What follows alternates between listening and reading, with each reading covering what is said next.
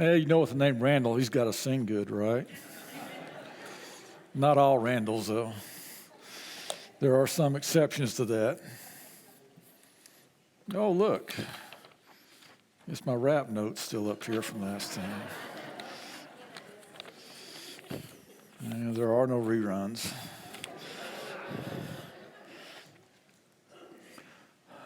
Well, it's good to see you here today. I didn't know what would happen on Time Change Sunday, whether that makes some people sleep later and then miss out on church, or opening day of deer hunting weekend takes a few people out.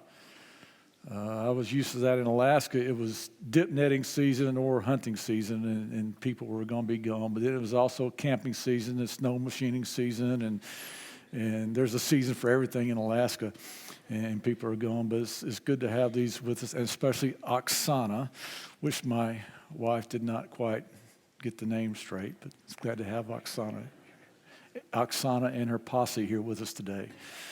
So glad to have them. That's one of the things that did happen out of COVID that was really a plus, is that everybody's putting their stuff online.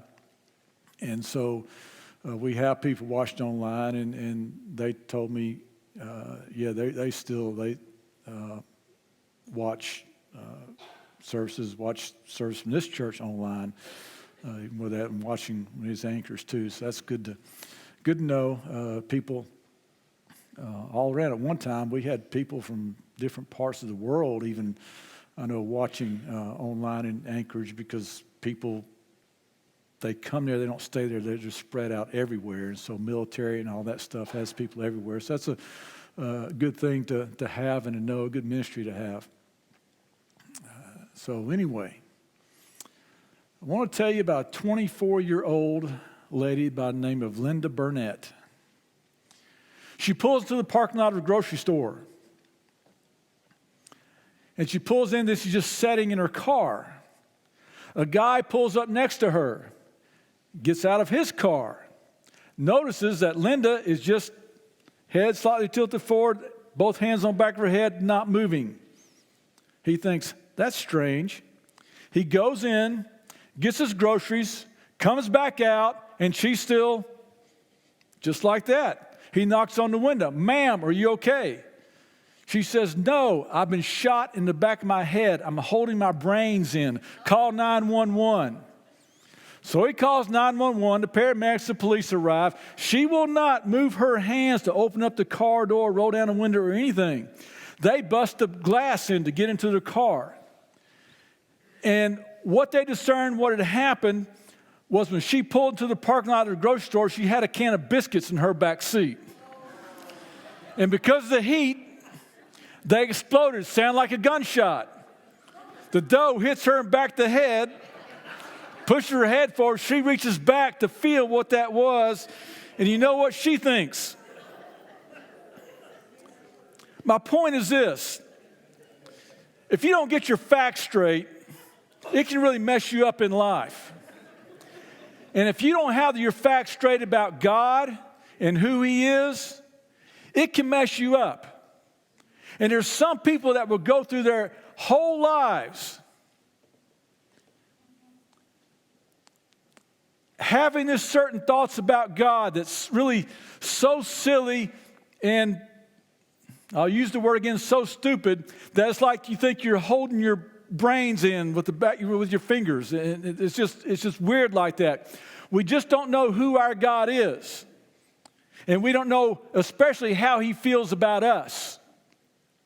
And some people, because of that, they will go through their whole life sort of paralyzed. God, I'm not worthy. Or they'll go through their lives thinking that because of something that they're done, they got to wear that guilt and that shame their whole lives. And people will have a messed up view, not just about God, but about how God feels about them. And so we're going to talk about this morning. I want to introduce it though this way. What water is to the body, worship is to your spirit. What's water to your body? Your body's made up mostly of water. You crave water. You have to have it. But we're not just bodies, we're also spirit. and spirit craves spirit. This is what Jesus meant when he told the woman at the well, God is spirit, and those who worship him must worship him in spirit and in truth. What we need to realize is that real worship is a result of the thirst of our spirit. We have to have that. Our soul needs that refreshment. It needs that needs to happen to us. Just our soul needs it like our body needs water. And here's the thing. Just as we have a thirst for God, God has a thirst for us. Back to the woman at the well. You remember Jesus was at the well, staying there at the well by himself. His disciples went on into the town to buy food because he's so famished. He's just going to sit and wait for them to get food and to bring it back. And when the disciples come back, they see Jesus, he's no longer famished looking.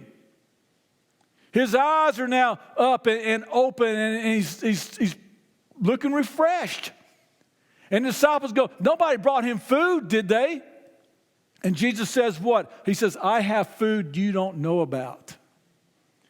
Did you see that woman that you passed on your way back out here to me? Turn around and look. You see all those people that are coming out to meet me because of the testimony that she's giving to them right now?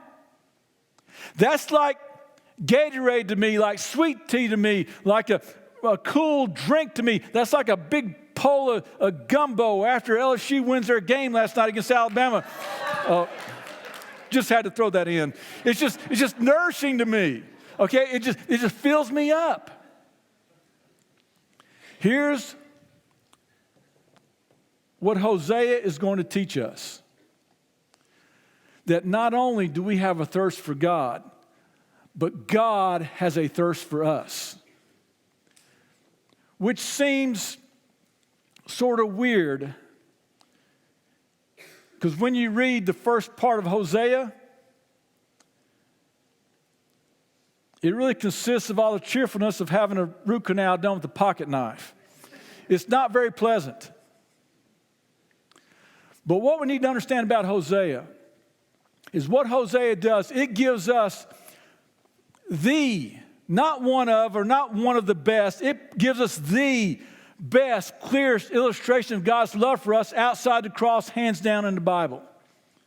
Because every time Hosea goes and pronounces the sin of the people and the calamity that's going to come on them as a result of their sin, he follows it up with this call to restoration, this call to repentance, this call to come back to God. Why? Because God has a thirst for us. He wants us to come back to him.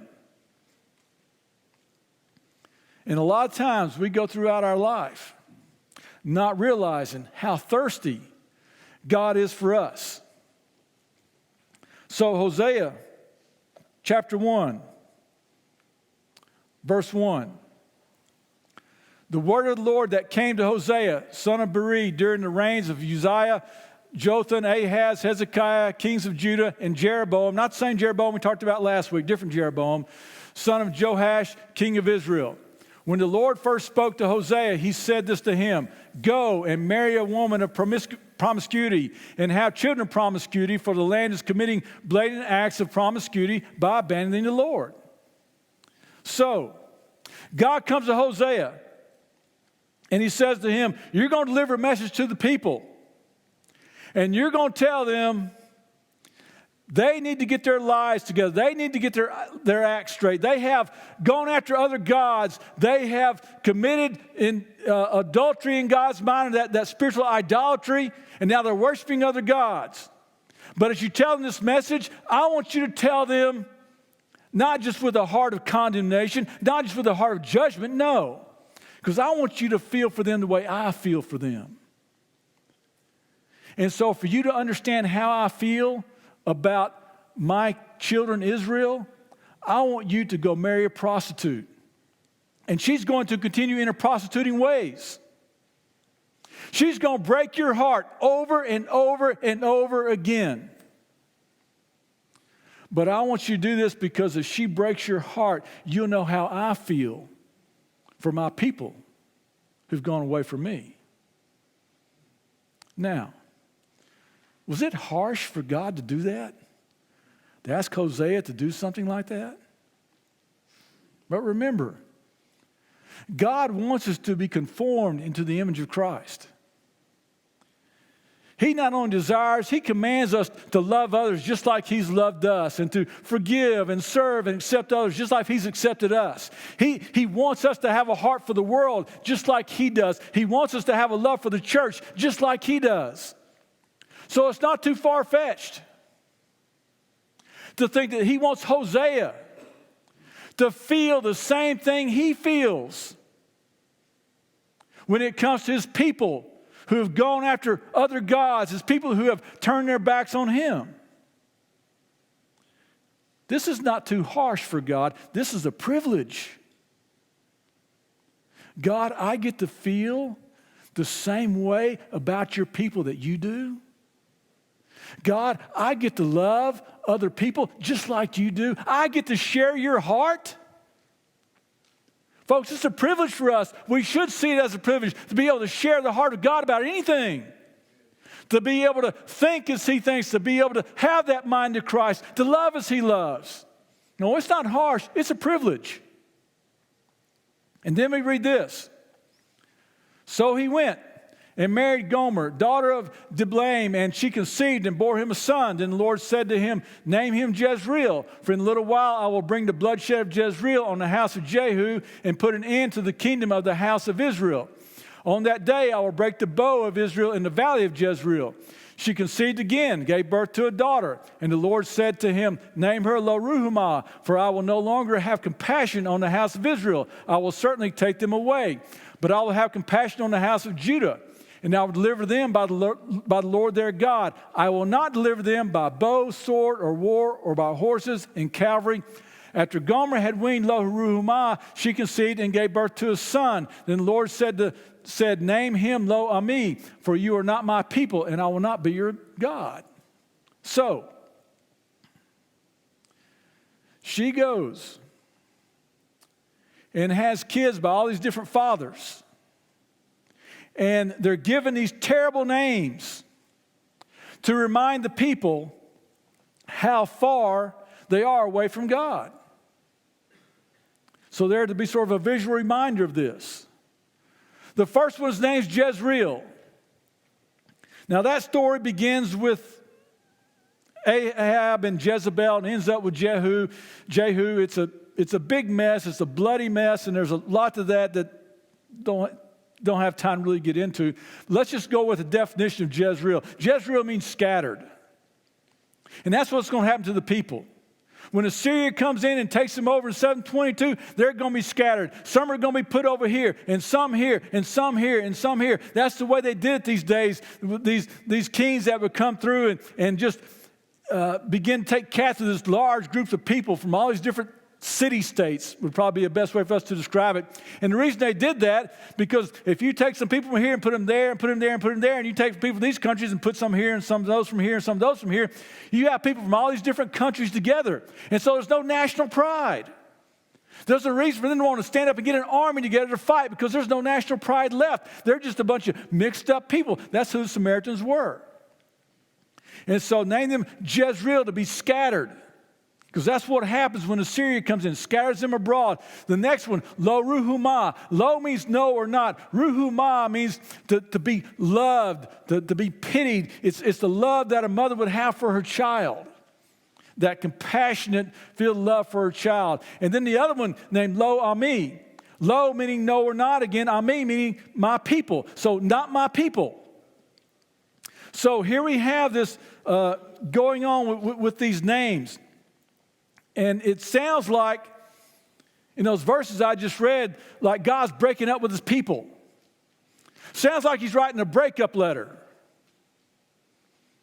How many of you have ever written a breakup letter? You've broken up with somebody. You know, the thing about the internet today is that you don't even have to come up with your own breakup letter. You can go on the internet and find hundreds of these things.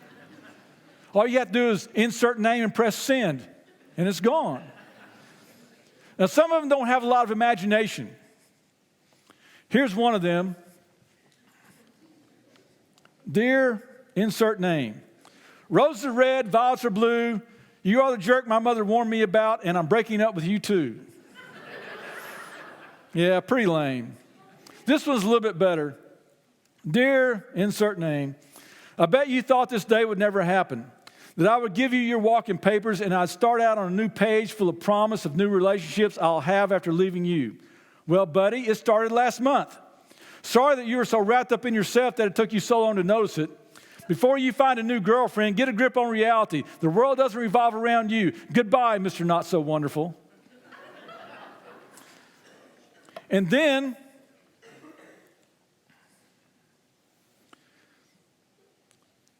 if it's a especially bad breakup, you can go online and get advice from the revenge lady. She gave this advice to a girl who was leaving her boyfriend / husband after he'd had affairs and stuff like this. And she said, here's what you do. You go buy some shrimp. You cut it up in small pieces, and you stuff it into curtain rods as far down in your house. He'll never figure out where that smell is coming from. He'll spend thousands of dollars trying to figure out where that smell is coming from. Breakups can be pretty messy. They're never pretty. Now think about it. Think about how this happens today. You'll have a couple that will stand up probably in a church somewhere and take vows that they will love each other till death do us part. They love each other more than they love anybody else in the whole world. But then about 4 or 5 years later, they will then hate each other. And hate each other worse than they hate each other in the whole entire planet than anybody else on the planet. How does that happen? How do they go from loving each other to that sort of hate? And what does it say about the children of Israel when they hear God say, you will no longer be my people. I'm not going to love you. You're going to be scattered, and yet nothing happens to them inside their heart. How does that happen? How do people go from having a love like that to hating each other like that? How does God's people, His children, go from proclaiming Him to be their Lord to not even caring that He's not going to be their God anymore?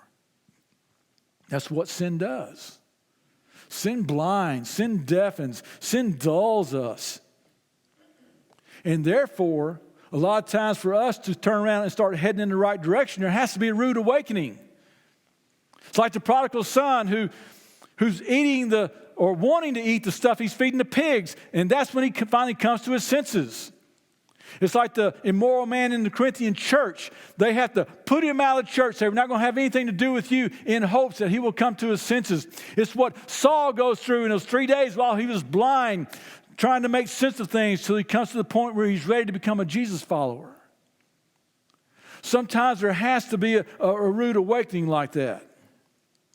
But then after this, here's what we read next. Verse 10. Verse 10. There we go. Yet the number of the Israelites will be like the sand of the sea, which cannot be measured or counted. And in the place where they are told, you are not my people, they will be called sons of the living God. And the Judeans and the Israelites will be gathered together. They will appoint for themselves a single ruler and go up from the land, for the day of Jezreel will be great.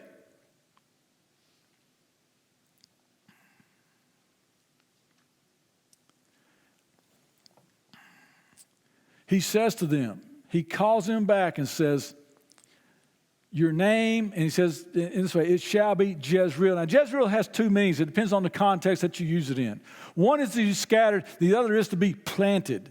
You'll see this if you want to go back and read toward the end of chapter 2. In other words, my people aren't going to be scattered about, and it's usually like you're sowing seeds. It's not going to be scattered like that. They're going to be planted in my country. And they're no longer going to be unloved by me. They're going to be loved by me. I'm going to have compassion on them. So after this pronouncement of judgment, what does he do? He says, there's hope. You can come back. Be my people again. And then in chapter 2, we pick back up with the story. And what happens is Hosea gives Gomer an ultimatum. Either leave your lovers or else. And this is what he says in verse 8. She does not recognize that it is I who gave her the grain, the new wine, and the fresh oil. I lavished silver and gold on her, which they used for Baal. So what's been happening this whole time that she's been chasing after these other lovers, going after these other guys, Hosea's still been supporting her, providing for her. And she doesn't realize it. But she's using all this stuff to support her sinful lifestyle. But then what Hosea says is now it's done. It's gone. And now she's left broken, alone. All that stuff is left her. And she finds out the hard way that sin is a lie. See, sin promises fulfillment, but it will leave you kicked to the curb. Sin promises you pleasure, but it's delusion. It will betray you. Sin makes a good slave, but it makes a terrible master. And you get into sin, sooner or later it will become your master. And that's what goes on here.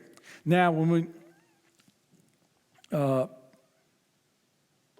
we go from chapter 2 to chapter 3, some time goes by. We're not sure how much time. Could have been months, could have been years. But now Gomer has been transformed or has gone from the hip life of adultery to the living hell of being sold as a sex slave on the open market. She's not enjoying the pleasures of sin anymore. It's gotten ugly. It's gotten bad. And during this time, she doesn't try to get back with Hosea. Probably for two big reasons. Number one, if she's a slave, she has no choice. Her time and what she does during the day, she's told what she's going to do where and when. It may have been a slavery like that where she has no choice. The other possible reason is that she thought, there's no way Hosea would take me back. He wouldn't want me anyway.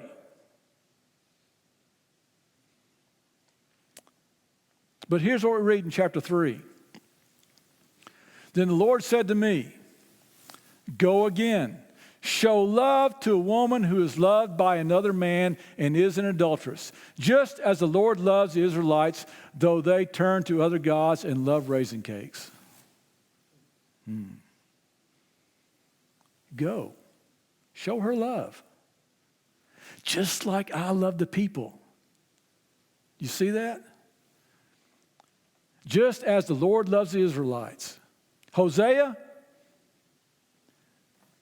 you share my heart. You go show her love just like I'm showing love to the Israelites.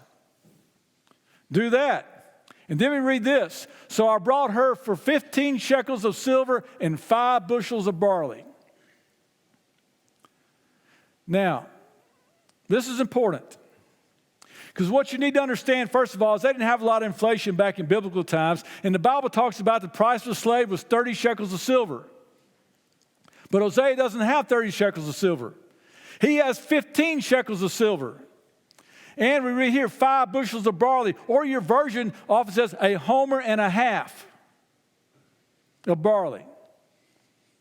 Now trust me, I know this is not going to make your day. But a homer of barley is 10 ephahs. So a homer and a half of barley is 15 ephahs. And you get a shekel for each ephah.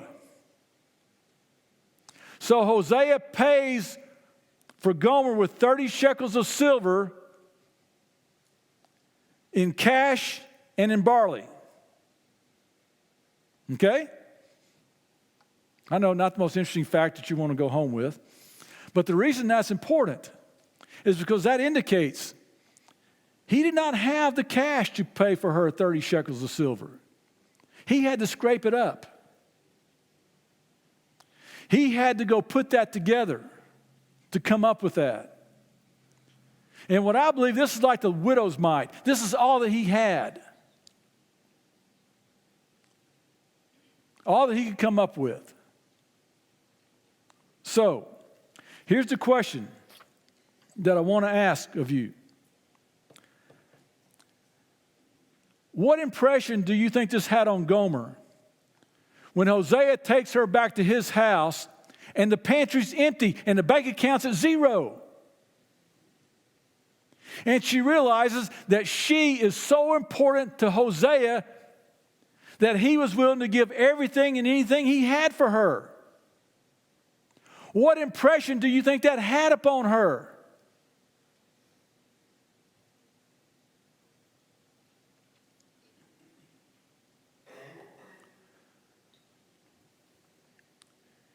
What we need to understand is that's exactly what our God did for us. He was willing to do anything and everything, give it all up for us.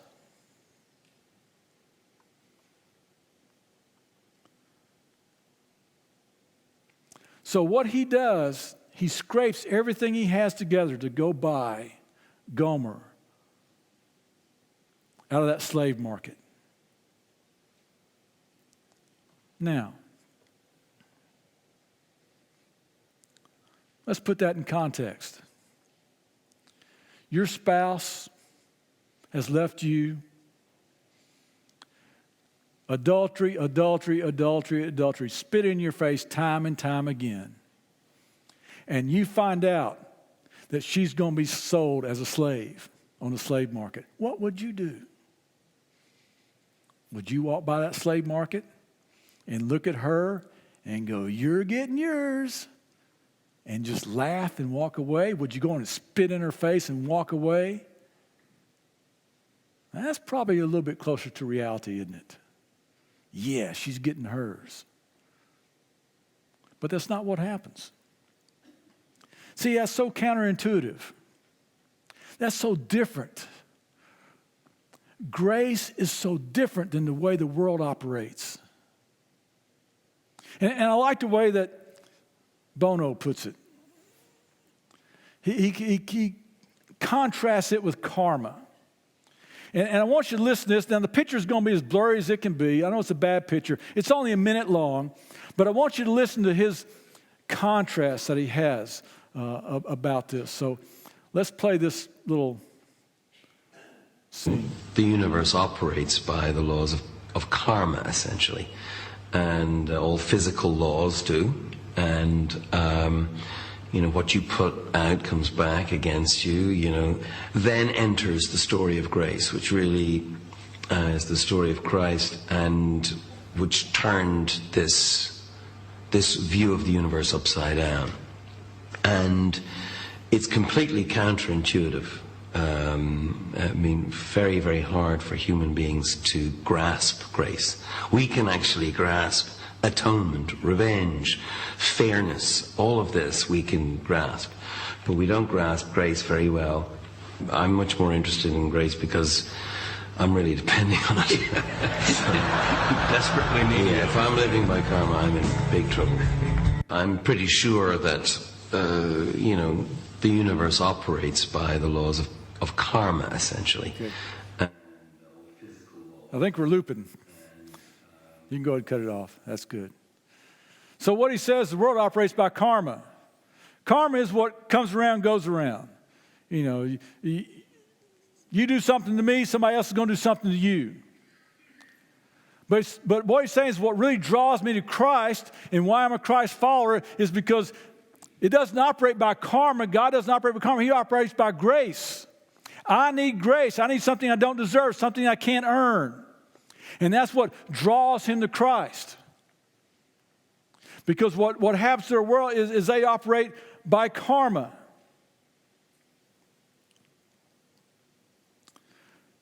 So what we see here in Hosea is a reflection of God's heart. When his people are away, does he spit in their face? Does he say, "You're going to get what you deserve"? Karma? No. He extends grace. Let me read this. I said to her, "You are to live with me many days. You must not be promiscuous or belong to any man, and I will act the same toward you.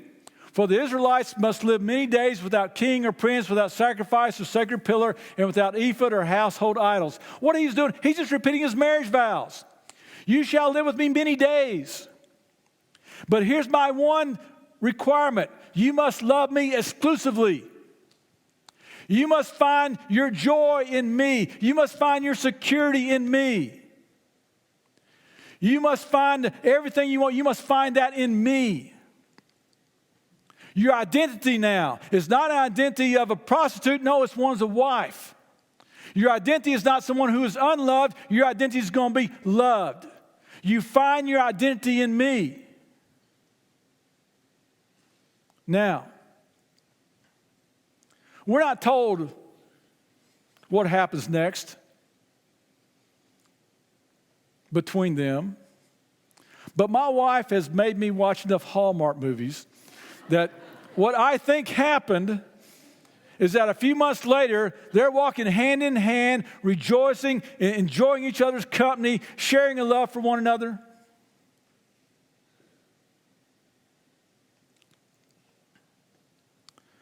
So, let me ask you this. How do you know that you are someone who gets it? Who gets God's grace? Who gets what He has done for you? How do you know that you're someone who realizes you have a Savior who loved you so much, He was willing to give anything and everything He was for you? How do you know that? How do you know you really get it? How did Hosea know? Because he is willing to do the same thing for Gomer. You know you get it when you're willing to extend that grace to someone else in your life who needs it. But that's hard, isn't it? Why is that hard? It's hard because it costs so much. In order to have a grace like that, there's got to be a death. A death to your pride. A death to your expectations. A death from you need to be apologized to, for you needing an explanation. There has to be a death like that. And if there's no death, you know what happens? People will say this, well, I tried to forgive, I tried to reconcile, but it didn't work. Well, what do you mean it didn't work? They didn't change. Oh. So you were giving them grace with strings attached. You had expectations. You were thinking karma, not grace. See, Jesus, when He extends grace to us, He does it whether or not we reject it, whether or not we ignore it, whether or not we take advantage of it. He still holds out the offer of grace to us. And you do that with somebody in your life. You give grace to somebody in your life. They may not change, but I promise you this, it will change you. Another layer of ungrace will come off of you. And you will begin to know what it's like to share the heart of God. Because just like God has felt toward you, you will feel that same way toward other people. So here's what we read in verse 5. Afterwards, the people of Israel will return and seek the Lord. Return, that means repent. Seek the Lord. Worship their God. And David, their king, they will come with awe, with a sense of fear. There will be awareness of God's presence in your life, to the Lord and to His goodness in the last days. And that's it. That's chapter 3. 5 verses. But I agree with the commentators, James Boyce, who said this is the greatest chapter in all the Bible. Man, what a clear picture of how God feels about us. What a great illustration of His love. Doesn't get any bigger than that. To think that our God would be willing to lay down anything and everything He has to come and buy us back?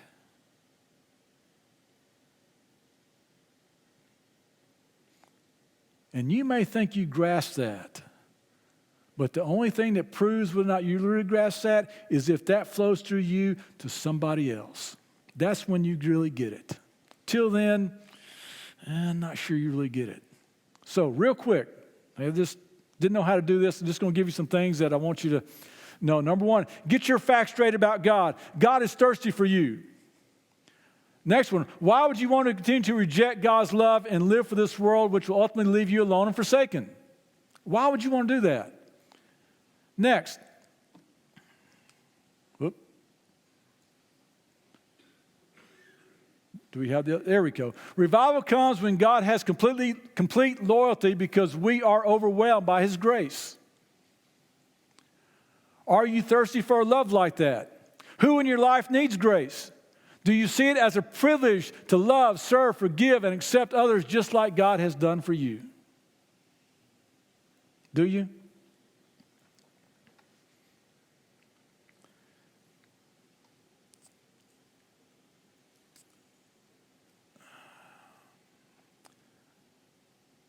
What God has done so that we might have a relationship with Him. The Bible says, greater love has no man than this, than lay down his life for his friends. That's what our God has done for us. At great cost to Himself, He's done that. Now, so 2 questions. Have you turned your back upon God? Have you turned your back on God? Do you have all these other idols in your life that you're running to fulfill you and for pleasure? Know that God is longing for you to come back. He's waiting for that. Hoping you'll make that move. Secondly, is there somebody in your life that you need to show that type of grace to? It's going to cost you. And what you do, though, you will begin to share the heart of God. It may not change the person, but it will change you. You will begin to know and share the heart of our Heavenly Father. What greater privilege is there in the world than that?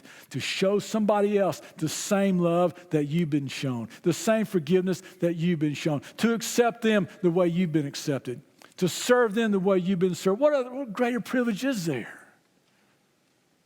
That's what God's calling us to. That's something you can begin to experience. So we're going to have an invitation. And as we do, 2 things. Do you need to come back to God and begin to share His heart? And for some of you, this may be the first time in your life you never have taken that step toward God. And you can make that decision that you want to become a Christ follower today. And for others of you, maybe there's someone in your life who needs that grace. And you can take that first step of God, what needs to die in me so that I can just offer them grace. It costs. Just like it cost our God to show us grace, it will cost you. But what a great privilege it is. Let's stand together.